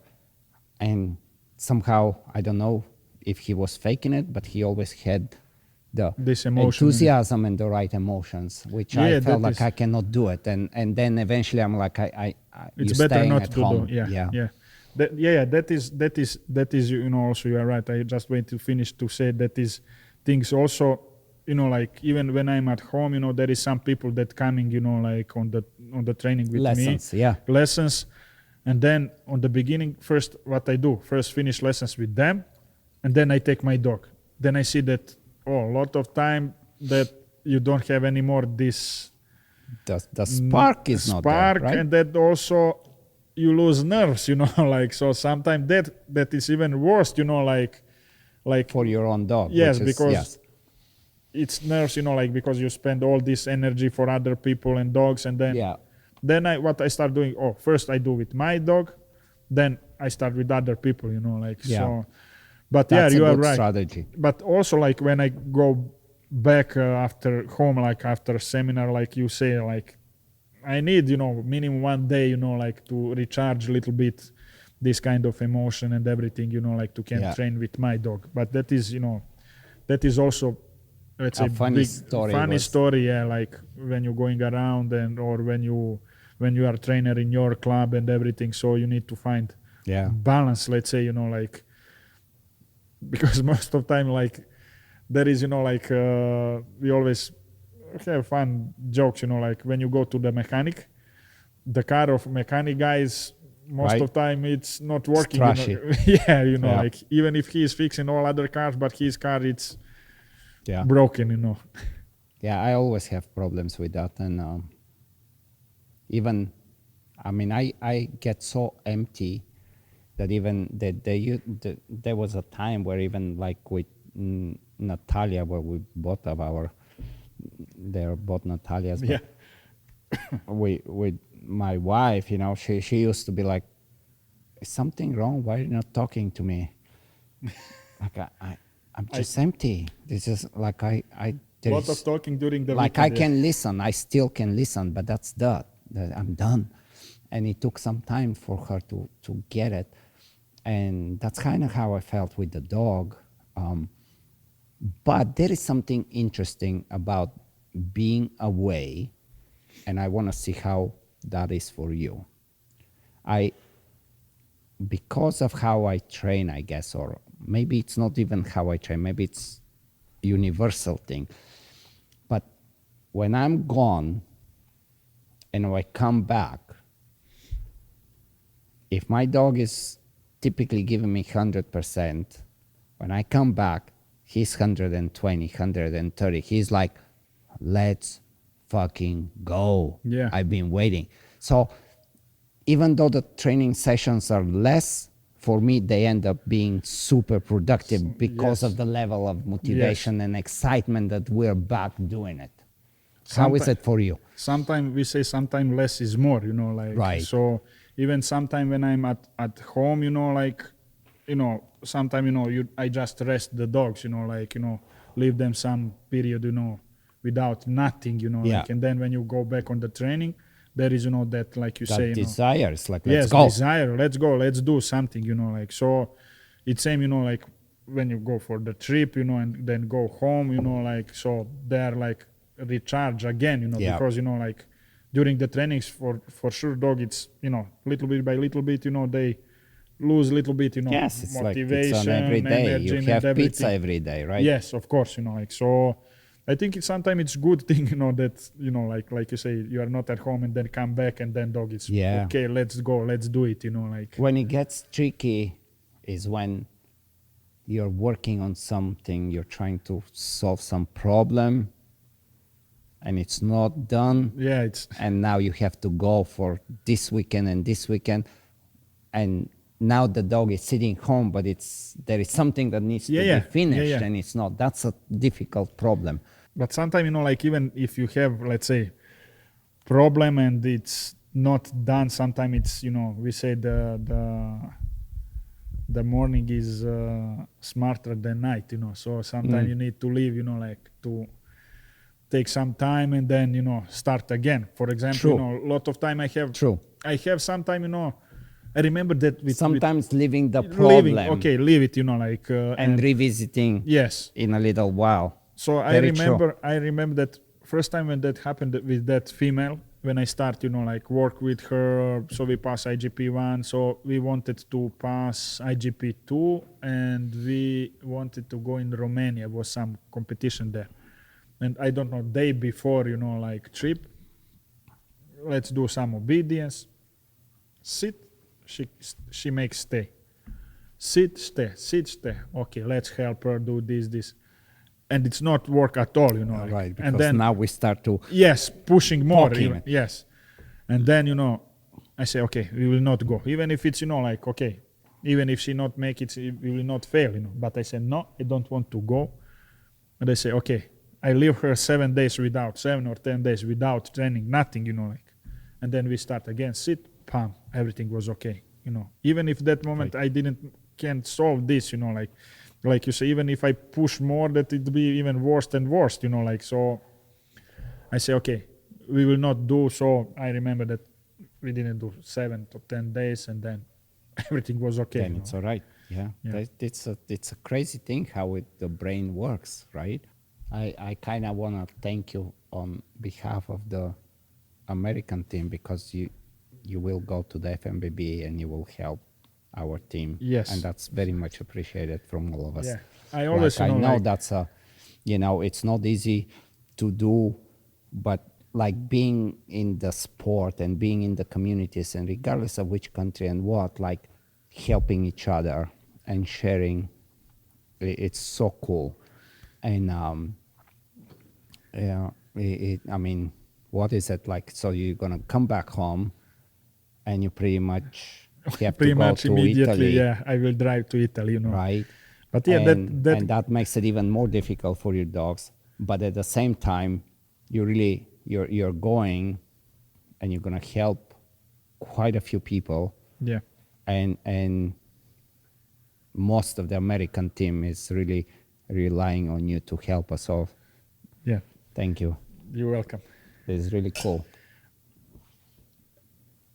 I always, That must be hard too, because how this is a whole different level of pressure. There is always pressure as a helper, just as we were talking at your first. Okay, here you are. Do the long bite. yeah. Now you're going, and you're like, okay, guys, I'm gonna help, but you don't know most of the dogs. You don't know their training, and you may have some ideas what to do, but then there is no time for things to change. So there is Yes, there that- is a lot of different I think- pieces to come yes. together. I think that also one good thing with me, that I think I really fast can change myself from Adapt to what they adapt want. what they want, you know, like you know, to even, you know, when they contact me and ask help from me, you know, I immediately say, okay, prepare me some material, some videos, something, Yeah. you know, like, because when you So come, you can really help. yes, Yeah. because when you come, That's smart. that, That's yeah, very yeah. smart. When you come, you know, so close to the competition, that okay, you are already prepared, so you know, you just need to, You want to stay in the program. yes, to stay in the program, and just, you know, help dog to stay focused, you know, like not to lose training and everything. So just, you know, to stay on Yeah. on that level. So I already told them, you know, like, okay, guys, prepare me, you That's know, super whatever smart. you want, you know, like videos, material, Yeah, you know, yeah. speak with me, tell me what you work. So for sure, I will not experiment with something Right. that, you know, like. Because that's a whole different level Yes, of yes, pressure. yes, Because yes. when you think about it, they are training, they're preparing, they're qualifying. Now they're going there, and this is the last training sessions. Yes. And those last training sessions are, oof. Yeah, can be, you know, like. Like Yeah, it's which champion? I think it was the FCI. It was the FCI, and I go and we do training, and it was the very last training in protection before competition, and everything seems to go perfect until I say out, and dog don't there is no, it's not happening. He is like, there is not happening. It was Mark Saccoccio, you know, and he was in a very tough place. Yeah, you know, because it's like, what do I do? Do I do what I normally do? Do Yeah, you yeah, tell that me is what do I, no what plan at the all for fuck that, you we know. gonna do now? You know, and of course I also am shaken because I wasn't expecting it. So things like this can happen. Yes, of course. And you're in a very, very, very tough place. Yeah, like I remember also, I think FMBB in Greece.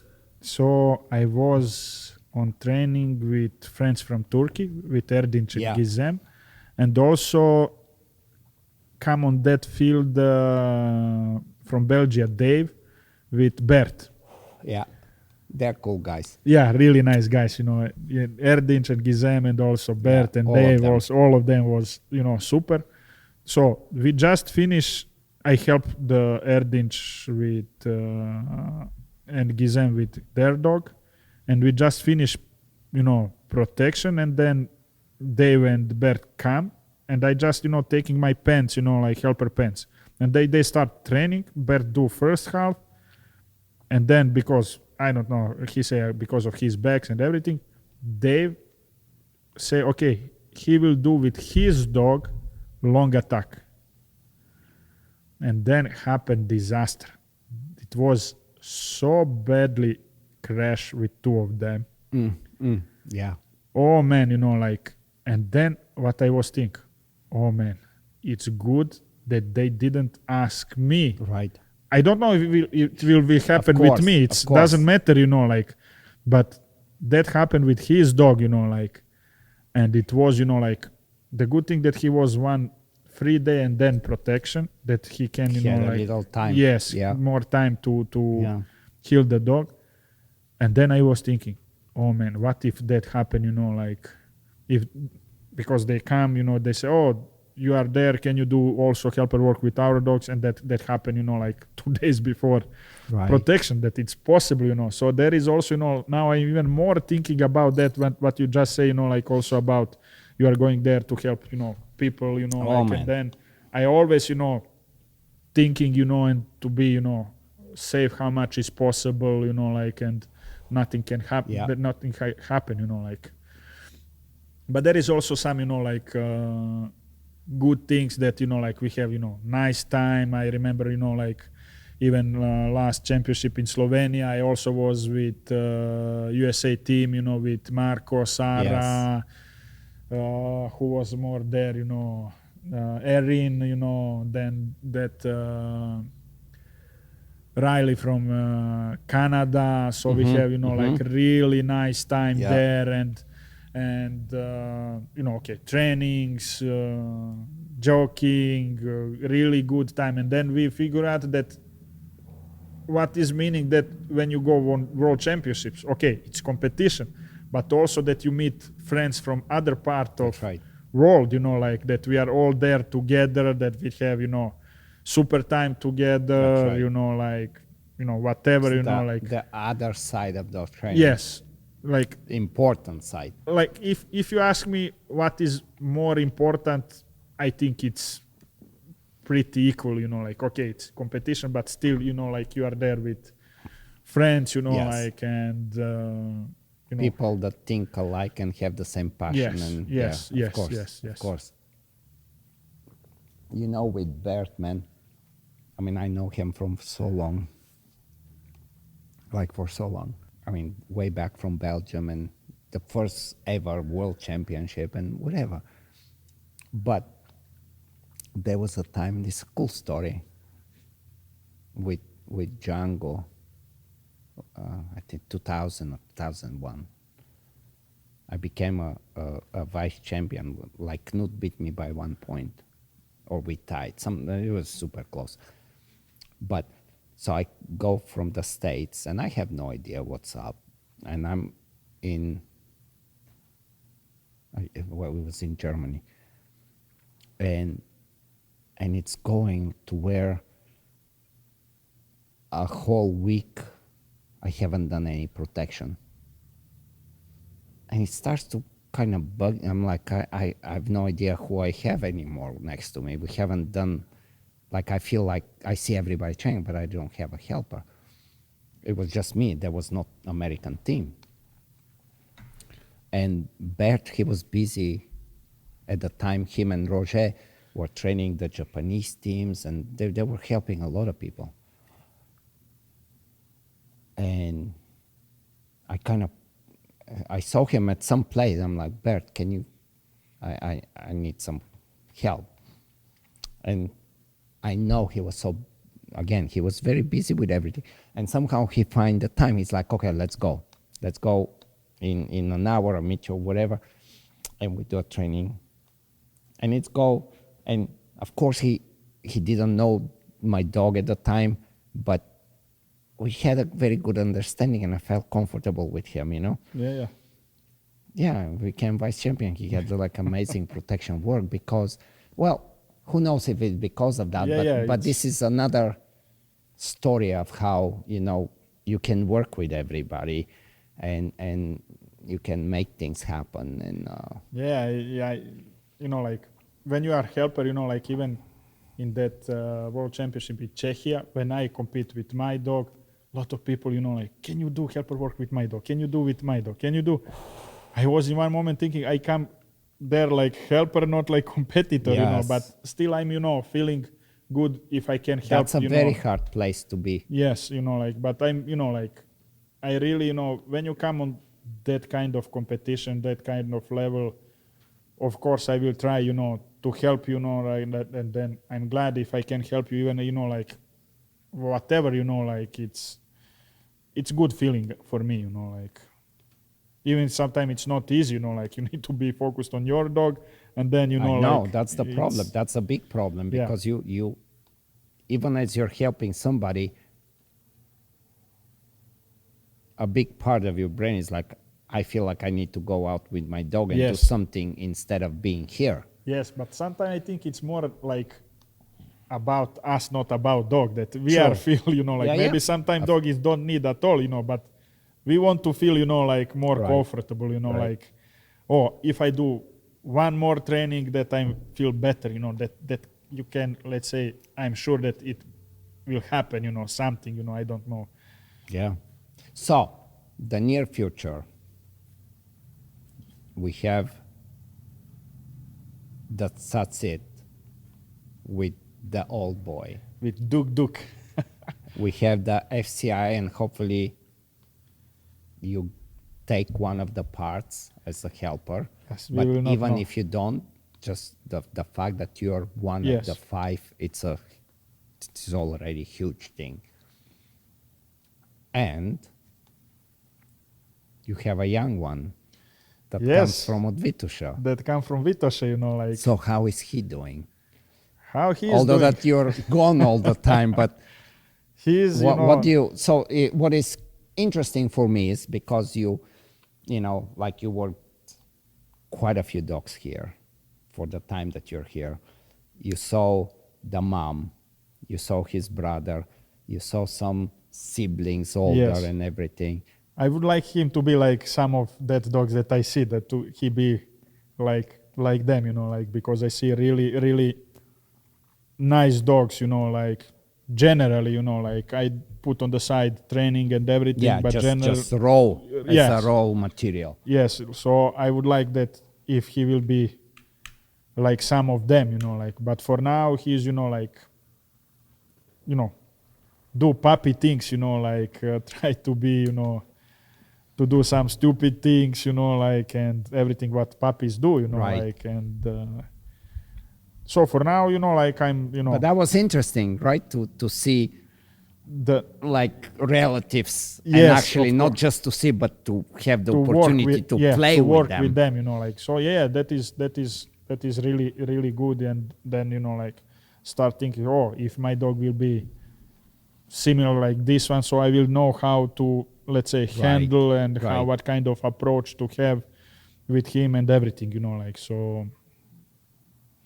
But I'm, you know, like, for now, I have this kind of, let's say, approach in training. So because he is young, I don't do too much things. We just play, you know, like. Yeah. I allow him. What are they, like 6, 7? I think almost 7, you know, 7 months old. So I'm, you know, like, on the beginning, allow dog to be, you know, puppy, to play. So more it's playing, more, you know, like fun things. That's you know. Me too. Yes. I used to be so like, oh well, he's a 4-month-old, but he can learn this and this and this. And with more time and experience, I was like, okay, yeah, he can learn all this, but why? Is that the right age? Is that like if you look at a kid? Yes, exactly. Yeah, you can teach, even if the kid has the brain and the intelligence to understand high-level mathematics or astrophysics or whatever. Is it really that time to do it? Exactly. Or is it better to wait? Exactly. Kind of like I always give these examples of the parents that Exactly. there is the kid that's really good at tennis, and it's like, oh, because you're really good at tennis, we're gonna sign you up, and it's gonna be tennis, Yes, tennis. exactly. Until the kid is 16 years old and he says, I'm done. I'm done with that. In period when he need to show his full potential, Right. 18, 19, Right. 20 years old, then, okay, it's not kids anymore, but in that period, they need to start showing their full potential. They are all, in that moment, they are burned totally, Yes.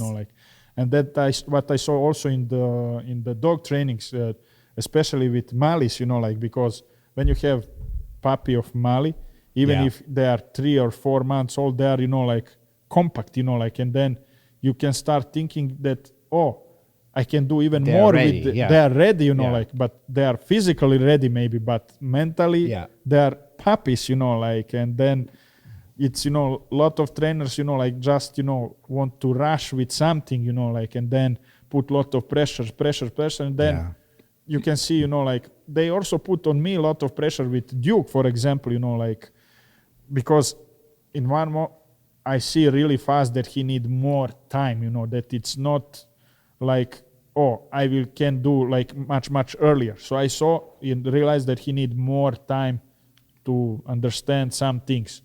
And then people around me start, oh, why did you do something with him? I say, no, nothing, Did you pass BH? I say, no, why?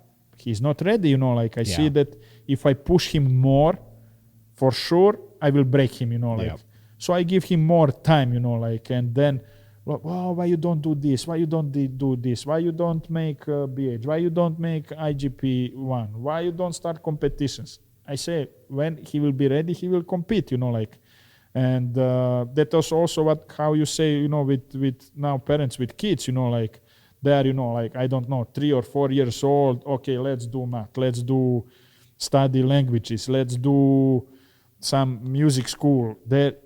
And kids forgot to be kids, and I think it's same with dogs, with puppies, we need to allow them to be puppies, That's where I am at this point. Yes, And there is there is, again, just like different people, and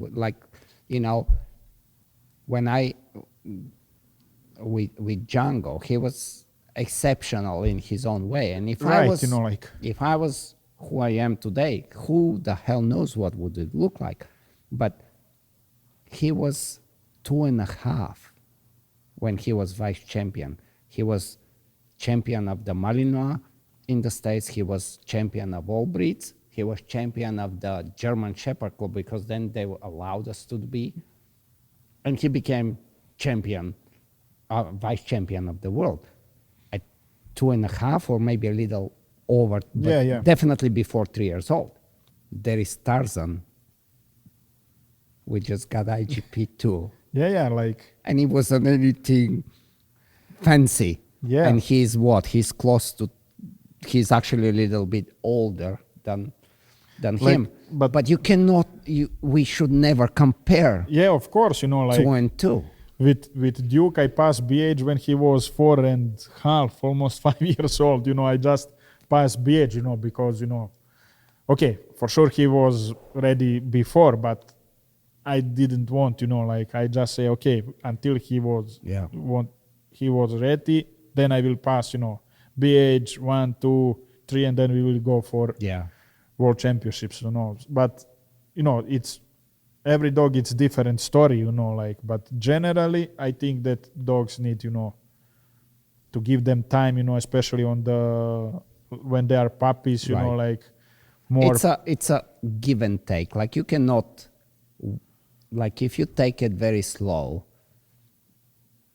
eventually the dog is 5 years old and you're like, oh,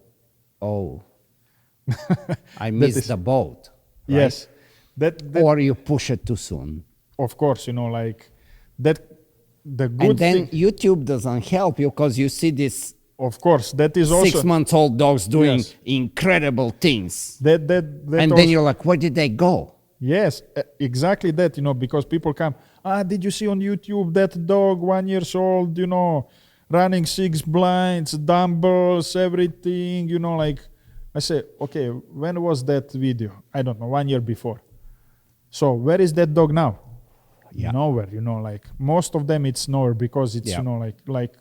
Again, like with kids, there is a lot of talented kids in tennis, for example, but then parents push them a lot, because, for example, in Serbia, because, Novak Djokovic. Yeah, now it's like, Yeah, let's we go. just need, to sell everything, to put all money on your private lessons, and then you will become new Novak Djokovic. Yeah. But Novak Djokovic is only one. Yes. And he's How- special.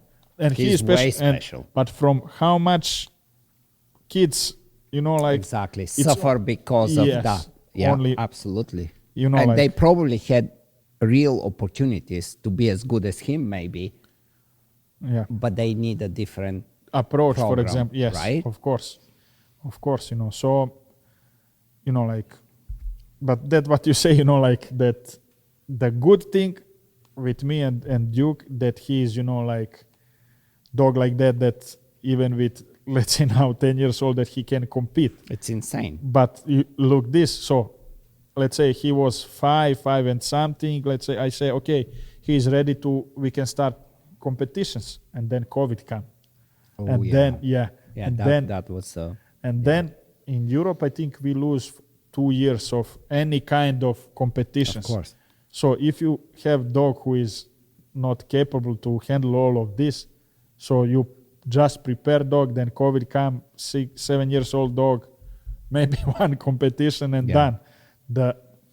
Thank God that he is, was, like dog like that it's in good shape and Healthy. everything. Healthy. Yeah, Yeah, exactly. This is Healthy, and then he can give me, 2 or 3 years of competitions, like. as a breeder, it's really, I start to, the older I get and the more experience I get with breeding, and I have plenty of experience. I mean, Jesus Christ, I have two females with puppies right now. One has 9, one has 7, that are 2 days old at the same time, right?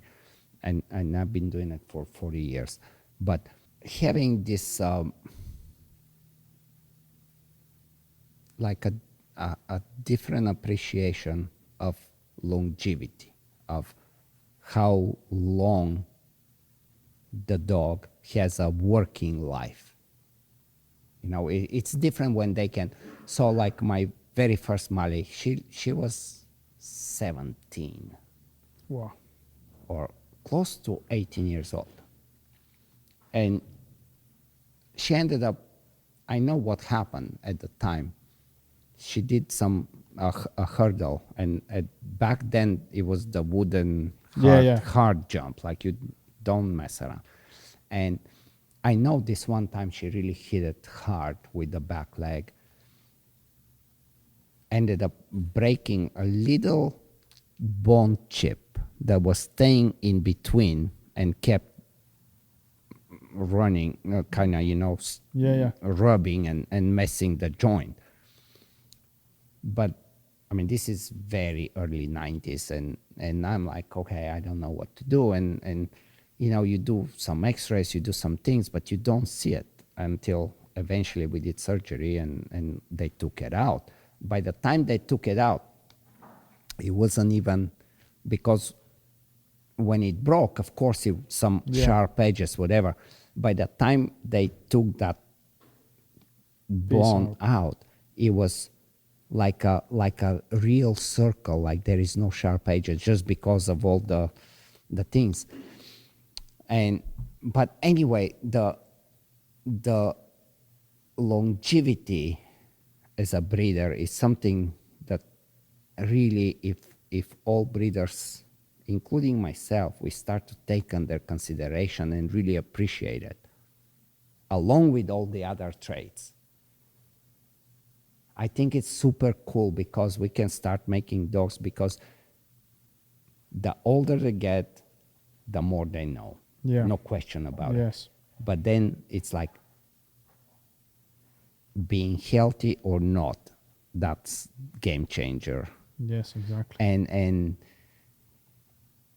now we have so much the medical side of things and the knowledge of selection and stuff,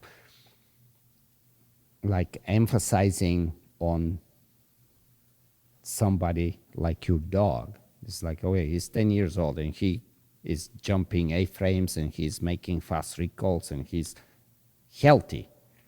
That is something to be taken under consideration, like very seriously. And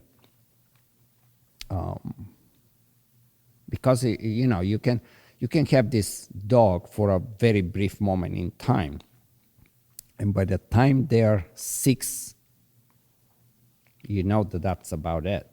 And the moment they're 7, yes, they can participate at the World Championship, but that's what they're doing. They're participating. There's no competition no more, simply because they don't have the body anymore to do it.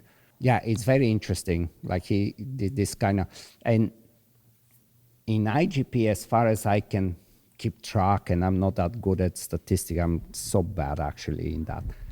But the oldest dogs that I know that have won, they've been about 8 years old, and they're 2 or 3, and I think if we all start to focus more when we breed and appreciate longevity, health. It's not just like with people, it doesn't matter if you're 90 years old, if you need the diapers and you're not functional, then you're out of the game. Yeah, exactly. The cool thing is to be 90, but to be able to walk and take care of yourself, and the same thing with the dog. And yes, the environment, yes, the nurture, how they feed, but the genetics are huge. They play very big importance. Of course. And if we pay attention to that, even to the point that, let's say, well, that dog is not that great. It maybe has a shallow bite, maybe has whatever, but he's fucking 10 years old and he's still going strong. Yeah, exactly. We should not leave that alone. That's something that should grab our attention. Yes, of course. So that trainings before that Memorial Miloš Kovač, I was in Poland with Marko Konskesalo, and he was, even if he know my dog from before, like he was so surprised even in 9 and something, and still like it's impressive. Yes, there's still no question. That energy and everything, and then he's going around telling people, oh, this dog is almost 10 years old and still like that kind of energy and everything, like that he's not losing at all, like. Yeah. And that is thing, like I remember in one moment you ask, when you will stop. I said, probably he will tell me, like when I see that. I'm joking with you all the time. Yeah, like no, it's normal question. Both of you are like, you gotta let it be a little bit. it's normal question, like when you have dog, like even over the 8, like it's normal question that you can say, when you plan to stop, like, but with him it's like I don't know, like, but okay, for sure I have plan, after this, competition in Czechia, to retire him, like, and he can enjoy, like even he is enjoying now, like. Right. But I think, like he's really enjoying in training, No, like but that's the thing. This is also very important, because what happens typically in a sport dog, from a puppy we train very hard, we do all sorts of things, then 2 years old, then 3 years old, then 5 years old, and we're going strong, we're really, and then we start to see that the things, body or injuries and whatever, and then we leave them. All of a sudden we just kind of leave them because we know they're not competitive anymore. And that becomes very hard for this dog that is 8 years old, that they still want to do. Of course, right? And these kind of dogs, assuming they're healthy, they can help any of the young trainers or helpers, or like there is so much value of older healthy dog that can, I cannot wait to see. We will see. I cannot wait. I also, like, just, to stay healthy until that and everything, you know. So Well, man, super conversation. yeah, Thank you for thank you for this coming. opportunity one more time. And anytime I'm in Europe and you're around, I'm like, let's walk my dog. And so But I appreciate it. that is one more thing that Appreciate it. there is one when you're in Europe. One thing what you need to do? Do you know what? You need to come in Belgrade in Serbia. That you never be there, you know. Like, so, invitation is open always, you know. I know last time was very, Very close. Very close. It was so close. And I don't know what happened that I didn't come. Because me and Venci, Yeah, you have yeah, planned. I mean, we were coming. Yeah. I mean, it was, In the last moment, you changed plans, you know. and I don't know exactly what happened that I changed my plan. But no, I definitely, there is two places that I really, like, for whatever reason, as weird as it is, I never been to Russia. And it has to happen. And coming to Belgrade, it's like, it has to happen. There is no question. Yeah, of like course. because I mean, it's Balkans. I like the culture. I like the food, the music, just, you know, I feel kind of home, but I've never been there. Yeah, so yeah. That's coming. So, yeah. All right, man. Okay. Good one. Good Thank one. you. You're welcome. Thank you.